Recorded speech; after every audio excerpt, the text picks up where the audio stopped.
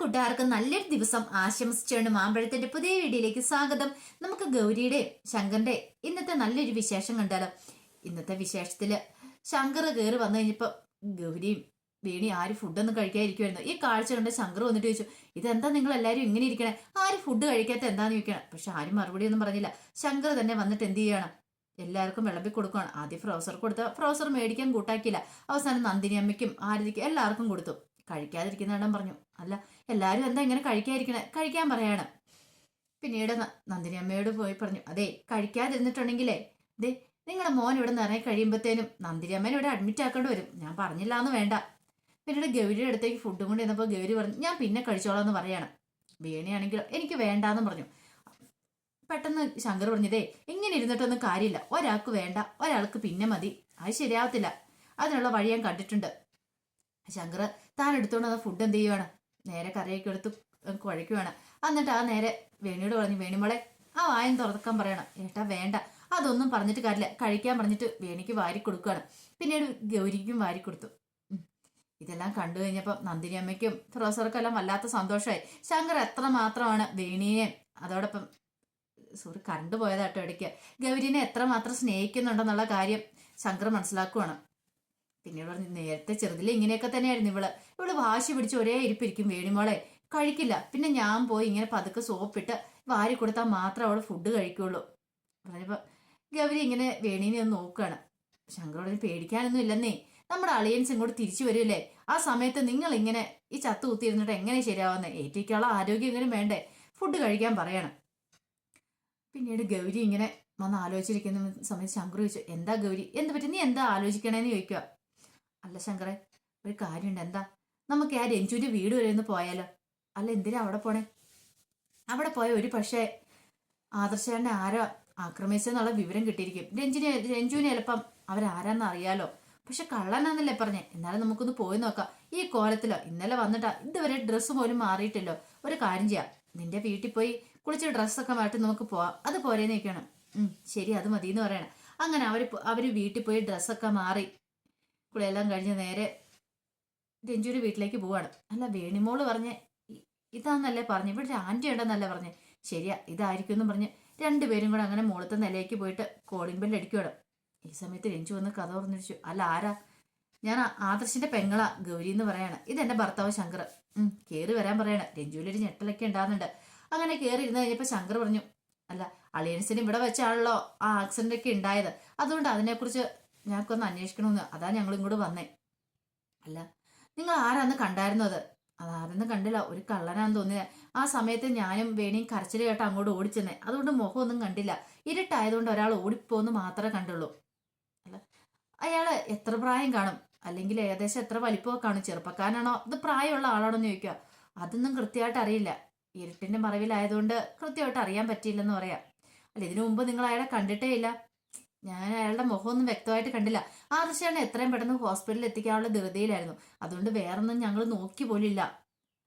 പെട്ടെന്ന് ഗൗരി ചോദിച്ചു, അല്ല വേണി പറഞ്ഞിട്ടുണ്ടായിരുന്നു നിനക്കൊരു കാമുകനുണ്ടെന്ന്, അയാളുടെ ഫോട്ടോ ഒന്ന് കാണിക്കാൻ പറ്റുമോ എന്ന് ചോദിക്കണം. അതിനെന്താ, ഫോൺ ചാർജിൽ ഇട്ടിരിക്കുക, ഇപ്പൊ ഞാൻ കൊണ്ടുവരാന്ന് പറഞ്ഞുകൊണ്ട് രഞ്ജു അകത്തേക്ക് കയറി പോവാണ്. ഇങ്ങനെ പിന്നീട് ശങ്കരനോട് പറഞ്ഞു, അതെ അയാളുടെ ഫോട്ടോ കണ്ടുകഴിയുമ്പോൾ നീ പരിചയമുള്ള വല്ല ആളാണെങ്കിൽ പിന്നെ വേറൊന്നും ഇവിടെ കിടന്ന് ചാടിക്കടിക്കാൻ ചെന്നേക്കരുത്, അറിയാലോ നമ്മൾ സമീപനം പാലിക്കണമെന്ന് പറയാം. നീ അതൊന്നും ഓർക്കണ്ട ഗൗരി, ഞാൻ ഒരു പ്രശ്നം ഉണ്ടാക്കില്ല എന്ന് പറയാണ്. അങ്ങനെ ഫോണും എടുത്തോണ്ട് നേരെ രഞ്ജു അവളുടെ അടുത്തേക്ക് വരുവാണ്. ഇതാന്ന് പറയണേ കാമുകൻ. അങ്ങനെ പറഞ്ഞ് ഫോട്ടോ കാണിക്കുക. ആ ഫോട്ടോ കണ്ട് ഒരു നിമിഷം ആ ഫോട്ടോയിലേക്ക് ഒന്ന് നോക്കി നിന്നു. കാരണം അത് ധ്രുവന്റെ ഫോട്ടോ ആയിരുന്നില്ല, രഞ്ജു കള്ളത്തരം കാണിച്ചു. രഞ്ജു വേറെ ഫോട്ടോയെ കാണിച്ചു കൊടുത്തേ, എന്തോ രഞ്ജു ആ ഫോട്ടോ കാണിക്കാതെ ഇന്നലെ പിന്നിൽ എന്തെങ്കിലും ഒരു രഹസ്യം കാണിക്കുമായിരിക്കും, കാണുമായിരിക്കും. ധ്രുവം മരിച്ചിട്ടില്ല എന്ന് രഞ്ജുവിന് മനസ്സിലായിട്ടുണ്ട്, അതുകൊണ്ടാണ് ആ ഫോട്ടോ കാണിക്കാത്തത്. ഇനിയിപ്പോൾ ആ ഫോട്ടോ കണ്ട് ഇവരെങ്ങാനും അന്വേഷിച്ച് തപ്പിപ്പിടിച്ച് പോയാലോ, ധ്രുവൻ അത് പ്രശ്നമാവുമല്ലോ എന്ന് കരുതി ധ്രുവനെ രക്ഷിക്കുകയാണ് രഞ്ജു ആ സമയത്ത് ചെയ്തേ. പിന്നീട് ശങ്കർ പറഞ്ഞു, ഫോട്ടോ കണ്ടല്ലോ, ഇനി നമുക്ക് ഇറങ്ങിയാലോ എന്ന് ചോദിക്കുകയാണ്. ശരി, അല്ല ഇത് തന്നെ ഫോട്ടോ നിനക്ക് ഉറപ്പുണ്ടല്ലോ അല്ലേ രഞ്ജു എന്ന് ഗൗരി ചോദിക്കുക. അതെന്താ, ഞാൻ സ്നേഹിച്ച ആളുടെ ഫോട്ടോ എനിക്ക് മാറിപ്പോന്ന് ചോദിക്കുകയാണ്.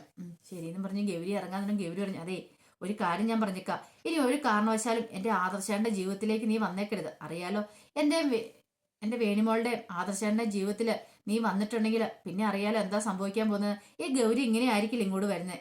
ശങ്കർ പറഞ്ഞു, ഗൗരി പറഞ്ഞതിന്റെ അർത്ഥം നിനക്ക് മനസ്സിലായല്ലോ അല്ലേ രഞ്ജു എന്ന് ചോദിക്കണം. മനസ്സിലായി. പിന്നെ ആദർശനെ പോലെ ആയിരിക്കില്ല ഞാൻ. എൻ്റെ അളിയൻസ് ഒരു പാവമായിപ്പോയി. പക്ഷെ ഈ ശങ്കറിനെ കുറിച്ച് കൂടുതൽ അന്വേഷിച്ചാൽ നിനക്ക് അറിയാൻ പറ്റും. പക്ഷെ ഇനി എന്തേലും സംഭവം ഉണ്ടായിട്ടുണ്ടെങ്കിൽ ഈ ശങ്കറിന്റെ വരവ് ഇങ്ങനെ ആയിരിക്കില്ല ഇങ്ങോട്ട്. ശങ്കർ രണ്ടും തീരുമാനിച്ചുറപ്പിച്ചേ വരുള്ളൂ. ഗൗരി പറഞ്ഞു, പുറത്തിറങ്ങിയെന്ന് ചോദിച്ചു നോക്ക് ശങ്കർ ഭായിനെ കുറിച്ച്, അപ്പൊ നിനക്ക് കൃത്യമായിട്ട് അറിയാൻ സാധിക്കും. ബാ ഗൗരി എന്നും പറഞ്ഞ് ശങ്കർ ഗൗരീനും കൂട്ടി പുറത്തേക്ക് അങ്ങോട്ട് പോവാണ്. ഈ സമയത്ത് ഗൗരി ഓടിപ്പോയി കഥ കടിച്ചു. രഞ്ജു ഓടിപ്പോയി കഥ കടിച്ചു. രഞ്ജുന് വല്ലാത്തൊരു ടെൻഷനൊക്കെ ഉണ്ടായിരുന്നു. ഈ സമയം ആദർശിന്റെ അടുത്ത് ഡോക്ടറും നന്ദിനിയമ്മയും പ്രൊഫസറും എല്ലാവരും ഉണ്ടായിരുന്നു. അപ്പൊ ആദർശിന് ഓക്സിജൻ മാസ്ക് ഒക്കെ മാറ്റി ആദർശ് കണ്ണടച്ച് കിടക്കുമായിരുന്നു. പെട്ടെന്ന് ഡോക്ടർ, ഇനിയിപ്പോൾ പേടിക്കാനൊന്നും ഇല്ല കേട്ടോ, കുഴപ്പമൊന്നുമില്ല. അല്ല ഡോക്ടർ, കണ്ണ് തുറക്കുന്നേ, അതിപ്പോൾ സെഡേഷനില്ല, ഉറങ്ങുമോ, കുഴപ്പമൊന്നുമില്ല, കുറച്ച് കഴിയുമ്പോൾ കണ്ണൊക്കെ തുറന്നോളും, പേടിക്കാനൊന്നുമില്ലെന്ന് പറയാം. ഈ സമയം വേണി പറഞ്ഞു, എന്നാലും ഡിസ്ചാർജ് ചെയ്യുന്ന എപ്പോഴാണെന്ന് ചോദിച്ചാലോ? നന്ദിനിയൻ പറഞ്ഞു, ഡിസ്ചാർജ് ചെയ്യുന്ന ആ സമയം ഡോക്ടർ പറയില്ലേ, ചോദിക്കേണ്ട ആവശ്യമുണ്ടോ? എന്നാലും അതല്ലല്ലോ, നമുക്കൊരു മര്യാദയില്ലേ, നമ്മൾ ചോദിക്കേണ്ടതെന്ന് ചോദിക്കണം. അല്ല ഡോക്ടറെ, ഡിസ്ചാർജ് ചെയ്യുന്ന എപ്പോഴാ? അതോ 2-3 ദിവസം കഴിയുമ്പോൾ ഡിസ്ചാർജ് ചെയ്യുമായിരിക്കും എന്ന് പറയണം. പിന്നീട് പ്രൊഫസറായിട്ട് പറഞ്ഞു, അതെ എൻ്റെ ക്യാബിലേക്ക് ഒന്ന് വരണമെന്ന് പറയണേ, എനിക്കൊന്ന് കാണണമെന്ന് പറയണേ. ശരി ഡോക്ടർ എന്ന് പറയണം. ഡോക്ടർ അങ്ങോട്ട് ഇറങ്ങി പോവാണ്. ഈ സമയം വേണി പറഞ്ഞു, അതെ പേടിക്കാനൊന്നുമില്ല ഏട്ടോ മുത്തശ്ശി, ഇനി എൻ്റെ ആദർശാനം തിരിച്ചു വരും. ചുള്ളം കിടക്കുന്ന കിടപ്പ് കണ്ടില്ലേ, കുറച്ച് സമയത്തിന് മനുഷ്യനെ അങ്ങോട്ട് പേടിപ്പിച്ചു. എത്രമാത്രം ടെൻഷൻ അടിച്ചെന്നറിയോ, ഞാൻ എത്ര കരഞ്ഞെന്നറിയോ, എന്നിട്ട് ഒന്നും അറിയത്തില്ലാത്ത പോലെ കിടക്കുന്ന കിടപ്പ് കണ്ടില്ലേ എന്ന് പറയാണ്. നന്ദിനിയമ്മ പറഞ്ഞു, പാവം വേണിമോള്, എത്രമാത്രം സങ്കടം. വേണിമോള് മാത്രമല്ല, അമ്മ എല്ലാവർക്കും സങ്കടമായി. ഇനിയിപ്പോൾ പേടിക്കണ്ട കേട്ടോ എന്ന് പറയണേ. മുത്തശ്ശി പറഞ്ഞു, ഒന്നും സംഭവിക്കില്ല, ശ്രീകണ്ഠേശനം കാത്തുരക്ഷിച്ചു, ഇതിനേക്കാളും വലുത് വേറെന്തോ വരാനിരുന്ന. പാവം എൻ്റെ മോന്, അവൻ എത്രമാത്രം വിഷമിക്കുന്നുണ്ടായിരിക്കും. അതൊക്കെ ഓർത്തിട്ട് സങ്കടപ്പെട്ട് മുത്തശ്ശിരിക്കും. വേണി പറഞ്ഞു, എന്തിനാ മുത്തശ്ശി ഇങ്ങനെ സങ്കടപ്പെടുന്നത്? ഇനിയിപ്പോൾ സങ്കടപ്പെടേണ്ട ആവശ്യമൊന്നുമില്ല, ഒരു കുഴപ്പമില്ലാതെ നമ്മുടെ ചുള്ളൻ ഇങ്ങോട്ട് തിരിച്ചു വരില്ലേ എന്ന് പറയണം. ഈ സമയത്ത് പ്രൊഫസർ ഡോക്ടർ അരിയിലേക്ക് ചെല്ലുവാണ്. അപ്പോൾ ഡോക്ടർ റൗണ്ട്സിന് പോയിട്ട് ഇറങ്ങി വരുവാണ്. ഡോക്ടർ, അല്ല എന്നെ കാണണം എന്ന് പറഞ്ഞ് കാരണം എന്താ? അതോ, അത് ഞാൻ ഒരു 1 മണിയൊക്കെ ആകുമ്പോഴത്തേന് ഞാൻ റൗണ്ട്സ് കഴിഞ്ഞ് വരും, അപ്പം ക്യാബിലേക്ക് വന്നേരെ.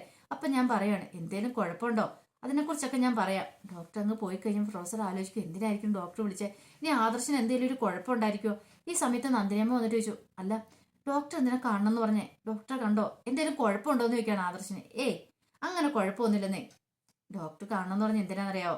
അത് മെഡിസിൻസ് കുറച്ച് കുറിച്ച് തരാനായിട്ട്, അതിനെക്കുറിച്ച് പറയാനൊക്കെ. അതാണ് ആ കാര്യം.